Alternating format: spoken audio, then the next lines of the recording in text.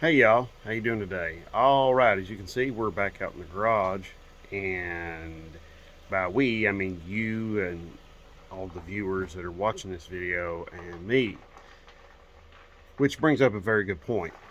And I want to stress this to everybody, and I want to stress this to not only uh, you all, but to fellow YouTubers as well, who are making videos and putting them out and things like that. This is what I want to stress, is that YouTube is a two-way street. Okay, and it being a two-way street, basically it means there's communication back and forth, and that also means that you need to treat people on both sides of that fence, so to speak, for lack of a better term, with some respect. So basically, I treat you all with respect because I'm coming into your homes or garages or wherever, into your life, so to speak, through this medium of YouTube and the internet. So, but in turn, I'm inviting you all into my garage or into my life or into my home the same way. Okay? So, I hope a lot of you all have already thought of that and already have got all that put together. But, some people don't, and those people are usually the haters that want to say a bunch of hateful, mean crap. But, okay, this is not a poor, pitiful me kind of thing. This is, I'll show you what kind of thing it is. This is this kind of thing. All right, we're back on the 8 3/4. This is the one out of the Dodge truck. To start off with, I have been cleaning on it with a pressure washer and pressure washed a lot of crap off. As you can see, I've already got one axle out. It's right here. I love these paint marks, left by the factory. It's really neat. One thing to note about 8 3/4 axle assemblies, they have an inner seal and then they have an outer seal that goes in this. That is because these bearings are like the bearings on the front of a vehicle. They're packed in grease. Okay, they don't get lubricated by the grease like this stuff here or this here, in that tub. Okay, they don't get lubricated by that. They get lubricated by a grease like in a tub, like you pack your front wheel bearings in, like on this truck here. Okay, so they're not to be lubricated by the same grease that lubricates that. All right, so just a little food for thought there, a little information I want to point out to you. Now, another great thing about these axle assemblies is, as I've pointed out, they are a dropout center section. This video is mainly going to be for folks who don't know that much about the 8 3/4. But it's also to give an update on the channel and also to show people what I'm going to be doing, an update also on this axle assembly here. So, as you can see, we've got the whole assembly here together, and as you probably noticed, the other side, I did not take one brake component off except for the brake drums, and I just left that whole entire backing plate and the entire assembly all together and just pulled it all off. There's five bolts there, or nuts, sorry. 5 nuts that retain this and this, which retains the axle onto the housing here. Okay, these 5 studs here. That retains the brake backing plate and the axle retaining plate here to the rear end assembly. So, and unusually, this has this little kind of protrusion right there. Maybe that's some sort of funky welding kind of defect or something right there. I don't know. If some of y'all have, if some of you all that have an 8 3/4 and you have this on there, let me know. Anyway, I think I've mentioned it before. This particular housing was given to me by my buddy Rodney Hargis. And so, yeah, he gave this to me, this housing and the axles. He just wants a center section. It's a 489 case. So, I'm okay with that. I'm perfectly okay with that. But it came out of that, like Mopar Joe says, trash wagon. So there's the trash wagon. That was a 72 Dodge D100 pickup. I even made a video about that, you know. So, all right, I didn't bother holding on to these old brake lines. You know, I am going to retain this part here because all of these neat little fittings like this, you know, you wind up needing them at some time or another. So, anyway, all right, I'm going to get to work on, first I'm going to get this brake line out of this fitting right here, because this brake line's garbage, as you can clearly see. I think that's still, the reason that's wet, it may still be brake fluid coming out of that right there. So, and then I'm going to get this other axle out, and then I'm going to get the center section out. Okay? And hopefully you all want to watch along and see the rest of this. So, let me get to work here.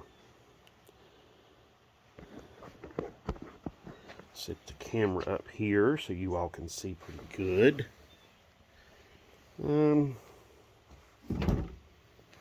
Let's see.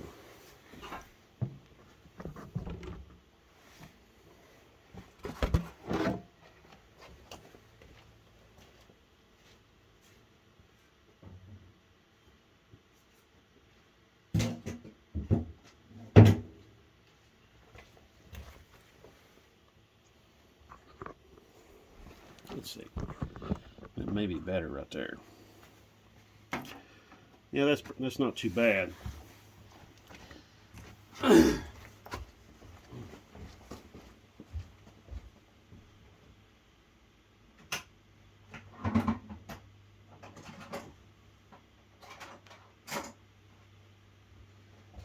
Now, let me tell y'all about something here. When I have a brake line that just wants to round off, like this one here, you see how this one, see how that one's kind of rounded off right there? All right, I've tried with a regular wrench, no go. I don't have a line wrench that's small, so I'm gonna get out the vice grip pliers, and I'll show you what I do here. It's actually pretty simple. All I do is I take the vice grip pliers, I clamp down on this really, really, really tight. And as you can see, the jaws of the pliers are pretty sharp. And I basically make that little fitting out of round. So,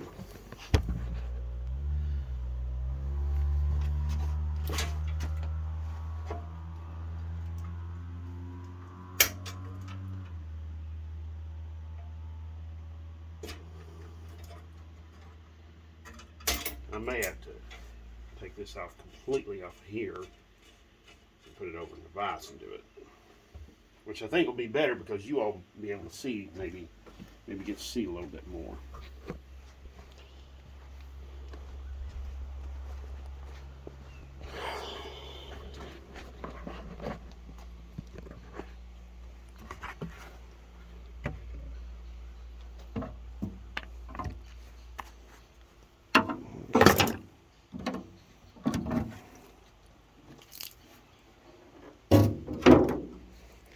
All right.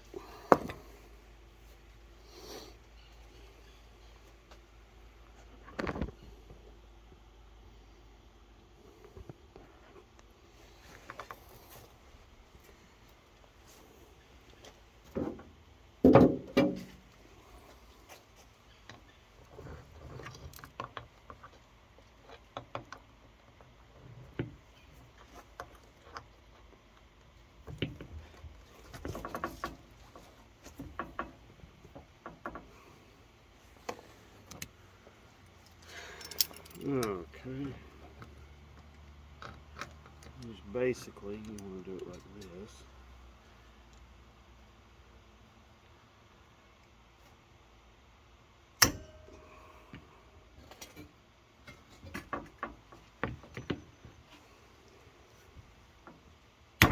There we go.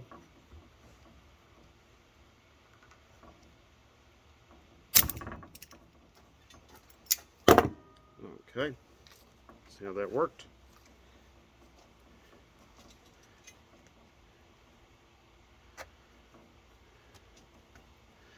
All right. Now, one good thing that you can use these old brake lines for, though, is a pattern for the new brake lines. So, but I'm probably just going to adapt the existing brake lines that's on my truck to that. So,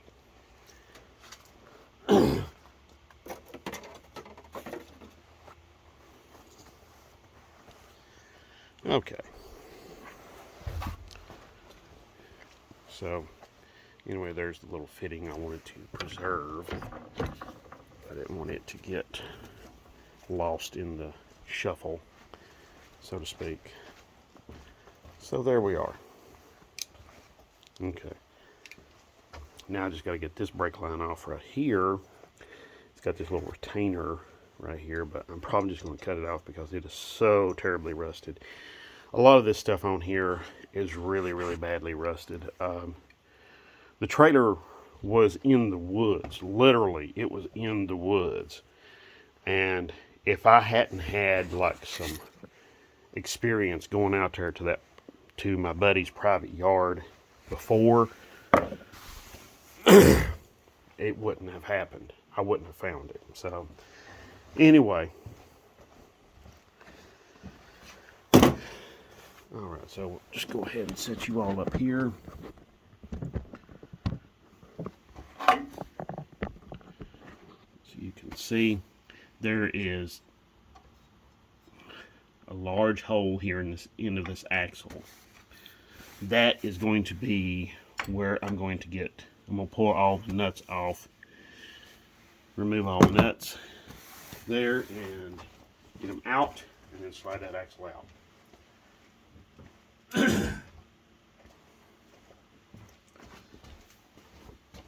As you notice, there's probably noticed some wetter looking areas on this axle assembly. That's where I've been spraying some penetrating oil on the nuts I need to remove later. Okay.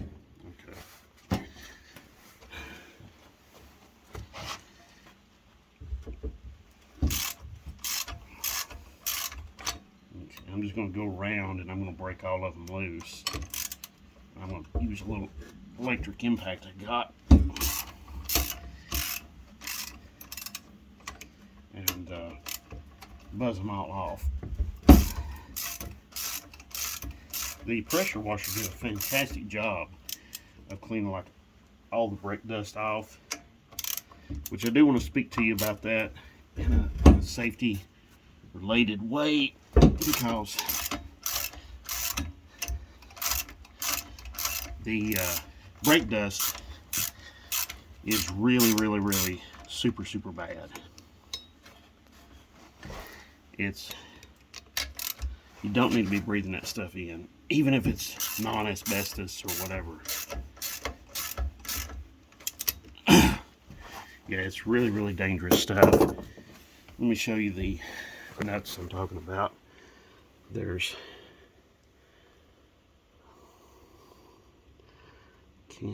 can just barely see them in there, but there's 5 of them in there. Let me get a light to show you a little bit better. I'll be right back. Okay, let's see. Went and got a light here, so see that nut right there? There's 5 of those retaining that little plate and the brake backing plate to the axle housing. So I've got to get them off in order to get the axle out, and also in order to get the center section over there out. So that's what I got to do to get this all off. So I'm going to get the rest of this off, and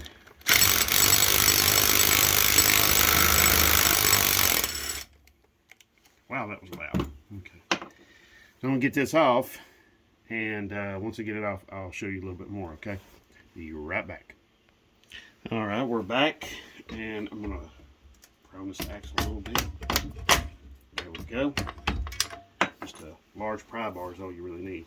That you saw fall out, I'll grab it here and let you see it a little bit closer. This is a locking retainer, okay, for the adjustment on this side of the axle housing assembly. This adjusts the end play on the end of the axles, the back and forth play here, okay. This is the retainer, this is the lock that keeps that adjuster locked in position.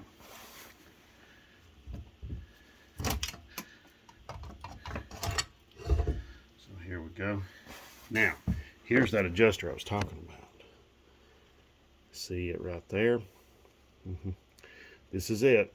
Okay, it threads into this little assembly here.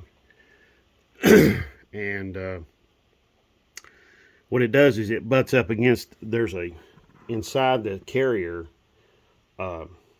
between the spider gears, there's a little block in there. And it's just a floating block. Okay, they call it I call it a floating block, okay?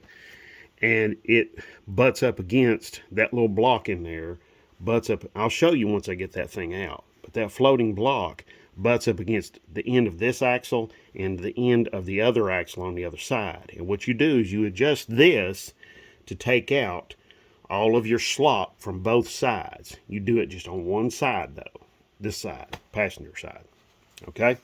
Or right side. Now some people like to use the green axles to eliminate this. I don't.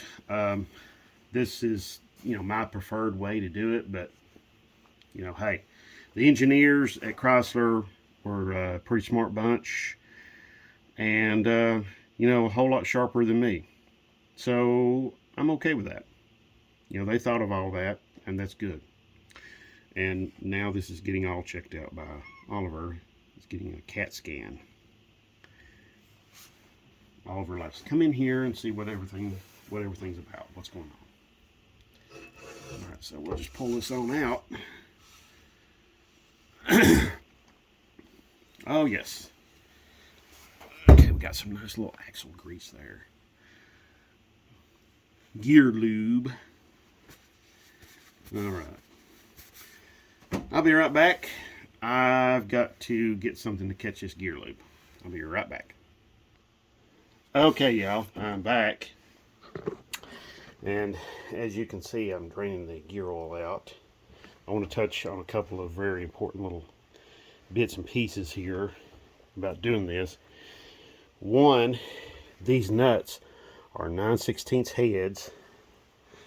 Okay, they're 9/16 head, and they're a fine thread. They're probably like 5/16 by 24 or something along those lines. I'm not absolutely certain, so do not quote me on that.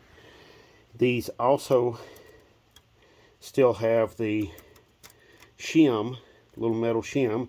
I'm going to retain that and clean them up and put them back on and reuse them. So just wanted to touch on that real quick. As you can see, I got all the nuts broken loose on the center section here to remove it, so that's going to be next. I'm going to get my little impact here, buzz them all off, and then get this sucker off of here. Alrighty, I'll set you all down right here, and I'll be right back. Okay, y'all. Alright, we are back. As you can see, I got the center section out. This center section is a 323. Yeah, it's 323 gear. I know it looks like it's 373, but it's 323. Like I've said before, if you are unsure of the gear ratio, you can simply you can simply count the number of gear teeth on the ring gear and then count the number of gear teeth on the pinion gear in there, and you can divide one into the other and come up with the correct gear ratio. Let's try to get another look at that. Yeah, 323. Okay. All right. Everything is looking, here's the gear oil that came out. Nice, pretty, green, doesn't look burnt, overcooked or anything like that. Okay, so this is a 489 carrier. It's a little bit different than a lot of the others. The 741 and the 742. This has the bigger pinion stem. Don't quote me on that. I think it is the bigger pinion stem. So, than the other two. This uses a crush sleeve. Alright. Now, inside there is that floating block I was talking about. What I call a floating block. So, I'm going to rotate this around and let you see what I'm talking about. See there, you see your pin right there that holds your spider gears. Well, your side gears right there, as you can see, are sitting on that floating block right there. As you can see, I don't know if you can see or not, that middle portion there is hollowed out, and it's made that way. And let me get a little better light on this so you can see down in there. But I'm gonna, yeah, I can't. Let's see, can I do this? I want to push that block one way or the other and let you see what I'm talking about. Yeah, see? You see it there? I'll do it again from the other side here. Yeah, see, that just floats back and forth between the axles. So the passenger side axle, which would be here, would be adjusted down and would push on that floating block, and then would push on the driver side axle. And it would take up the slop in the bearings, because this uses tapered bearings. Okay? The Timken tapered bearings, which I love. So, now, you can use either one. You can use the green bearings, you know, or you can use the tapered bearings like what I'm going to use, which is what I use on this, on my Barracuda. You can use either one, whichever one you like. It's up to you. I'm not going to sit here and, you know, run you down, call you a sorry, worthless piece of dog crap or whatever, you know. Okay. Oh, one other little thing. Most of the time, your factory gear sets will be stamped on here, whereas like aftermarket gear sets will not be. So, that is just a, you know, way that goes. Now, as far as those axles are concerned, I'm going to cut that retainer on both of them and get that retainer off, and then I'm going to press the bearings off maybe tomorrow at work. We have a press there at work, so hydraulic press I can use. So anyway, all right. One other thing, get my measuring tape and let's measure that axle housing. I should have done that before. Oh, these little doodads, if you find any like in the swap meets or something, grab them up. I don't think anybody's reproducing those. I may be wrong, but I don't. Last time I checked, nobody was. So, oh, and these, I want to speak a little bit about some of these nuts that came off of the center section. Now, the nuts that came off the ends of the axles, this whole retaining the axles in, they're great. But these that came off as you can see right there, I mean, these are really, really bad.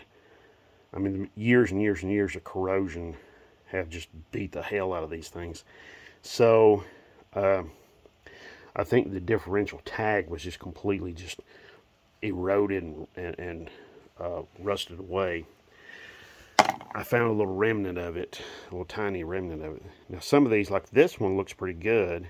You might be like, well, I'd reuse that. But like that other one right there, that one, no, I wouldn't reuse this. This thing is, that's just a little too sketchy. So I'm going to probably wind up replacing all of those, except for that little lock retainer. Okay.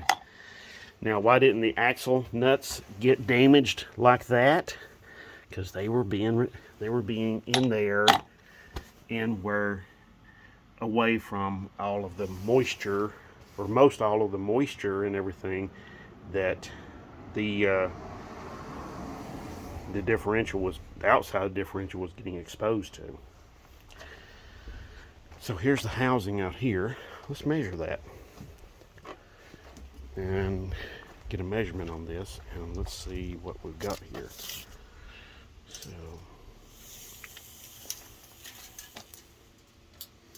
all right, we are at 59 and 1/8, looks like.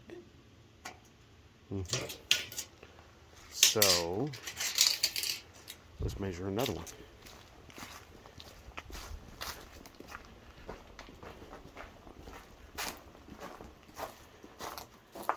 Yeah, here we go. Yeah, same thing. All right, so this is going to work out. It's going to work out really nicely.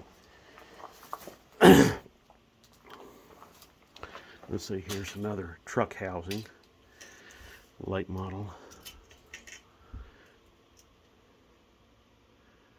Yeah, so this is, let's see.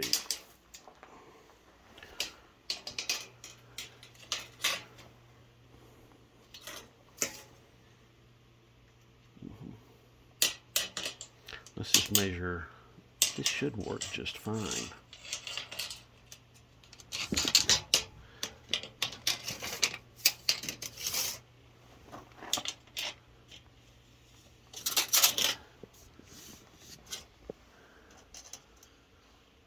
We're at probably 44 inches right there for the, let me set the camera down for just a minute, okay? I'll be right back.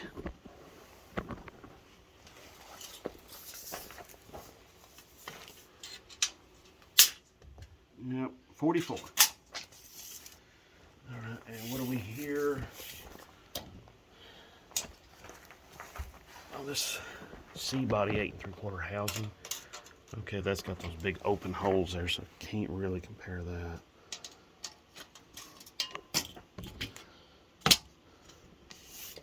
So let's go back to the truck housing, 8 3/4 truck housing out here.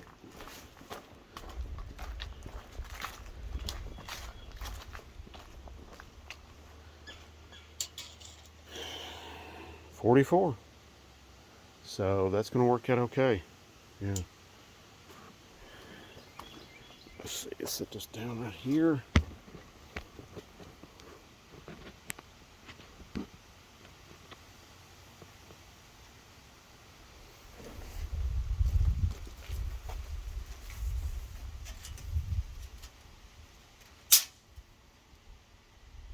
$44. Okay. That works good. That works good for me.